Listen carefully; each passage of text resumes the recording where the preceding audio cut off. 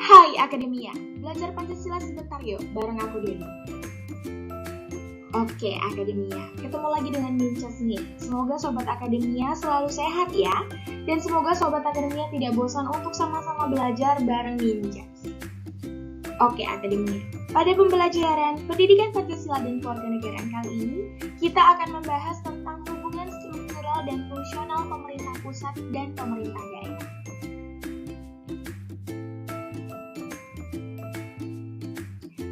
Merumuskan hubungan yang bersifat struktural maupun hubungan fungsional sesuai Undang-Undang Otonomi Daerah. Nah, Akademia, ada ungkapan yang menyatakan pada era globalisasi ini, yaitu bertindak lokal, berpikir global. Artinya, dalam beraktivitas sebagai warga negara, kita dapat menempatkan pola pikir yang menyeluruh dan utuh secara mendunia, penuh dengan berbagai pertimbangan. Tetapi, semua pemikiran itu untuk mendasari tindakan sesuai dengan kondisi nasional dan daerah yang kita tinggali. Semua tindakan warga negara itu diarahkan untuk kepentingan nasionalnya masing-masing. Pengutamaan kepentingan nasional berarti kita telah berpartisipasi dalam mempertahankan kedaulatan negara Kesatuan Republik Indonesia di kancah internasional.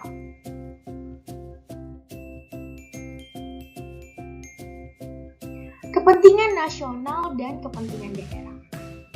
Dalam praktik ekonomi daerah, hubungan antara pemerintahan pusat dan pemerintahan daerah secara struktural bahwa daerah-daerah baik daerah provinsi maupun daerah kabupaten atau kota merupakan bagian yang tidak terpisahkan dari Negara Kesatuan Republik Indonesia. Hal tersebut ditegaskan dalam pasal 18 ayat 1 Undang-Undang Dasar Negara Republik Indonesia tahun 1945 bahwa Negara Kesatuan Republik Indonesia dibagi atas daerah-daerah provinsi dan daerah provinsi itu dibagi atas kabupaten dan kota. Yang tiap-tiap provinsi, kabupaten dan kota itu mempunyai pemerintahan daerah yang diatur dengan undang-undang.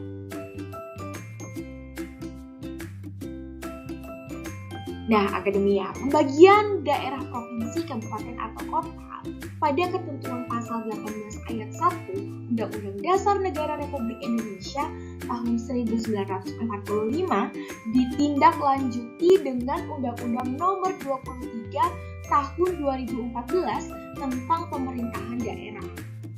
Dalam undang-undang ini, antara lain dinyatakan bahwa Negara Kesatuan Republik Indonesia dibagi atas daerah provinsi dan daerah provinsi itu dibagi atas daerah kabupaten dan kota. Daerah kabupaten atau kota dibagi atas kecamatan dan kecamatan dibagi atas kelurahan dan atau desa.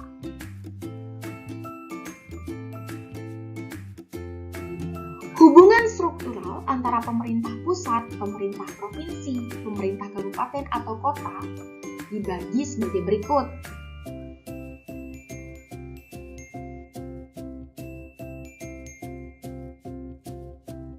Lokalitas daerah.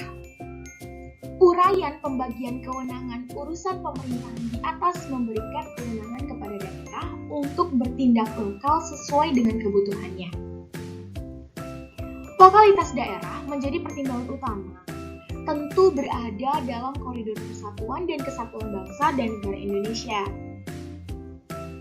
Contoh tentang pengelolaan daerah aliran sungai. Sungai tersebut mungkin melintasi beberapa provinsi, maka kewenangan pengelolaannya di tangan pemerintah pusat. Tetapi ketika sungai tersebut mengalir di suatu kabupaten atau kota tertentu, maka kabupaten atau kota tersebut dapat memanfaatkan daerah aliran sungai tersebut untuk membangun, mensejahterakan masyarakat. Salah satu contoh pemanfaatan daerah aliran sungai di Kalimantan Selatan adalah Pasar Apung, Lok Baintan, Banjarmasin. Pasar Apung selain sebagai sarana jual beli kebutuhan sehari-hari masyarakat sekitar, juga berfungsi sebagai tempat wisata yang elok dan indah loh Akademia. Para penjual dan pembeli sama-sama naik perahu. Dagangan diangkat menggunakan perahu atau sampan. pembeli menghampiri penjual atau sebaliknya untuk jenis dagangan yang mau dibelinya. Dagangan yang dijualnya kebanyakan hasil kebun berupa sayur dan buah-buahan, beserta makanan khas daerah. Nah, seperti ini contohnya.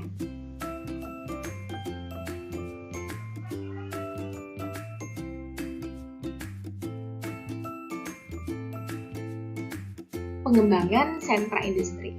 Daerah provinsi atau daerah kabupaten kota juga dapat mengembangkan berbagai sentra industri atau kerajinan.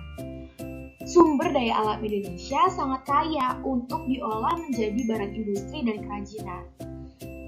Tiap-tiap daerah sesuai dengan lokalitasnya dapat menentukan industri atau kerajinan yang sesuai. Dengan memperhatikan potensi lokal, maka daerah tersebut memiliki keunggulan.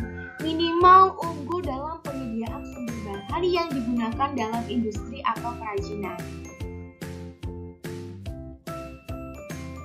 Nah, akademia, sebagai contoh, Kota Bandung memiliki 7 kawasan sentra industri perdagangan, di antara lain sentra industri dan perdagangan Rajutan Binung Jati. Selanjutnya ada sentra perdagangan kain Cingondewa.